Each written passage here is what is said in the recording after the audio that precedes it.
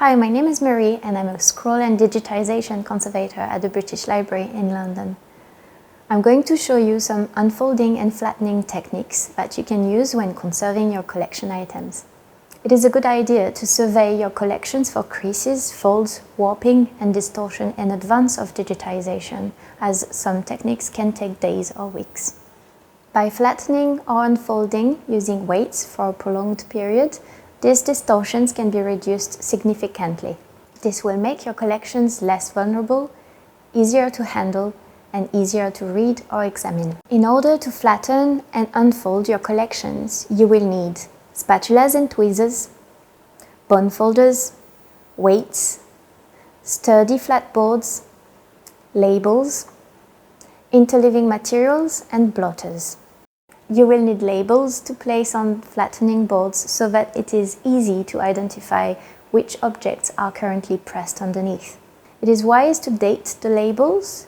If you are pressing loose pages, it is important to detail which volume or folder these have been taken from. When unfolding, use tweezers or a spatula to lift the folded area slowly and methodically. Use a bond folder if you have one available, or the nail of your index finger to hold down the fold. To flatten an object under a press, plan in advance how many items you are working with and how large they are. If only a small area needs flattening because of sharp creases or distortions, use a smaller weight pouch. Unfold the folds, unroll gently rolled edges or corners and keep the surface flat whilst you place the paper blotter or card on top of the object, followed by the weight. Then label the item. If you are pressing larger items, follow the same process with heavier weights and larger boards and sheets of blotters.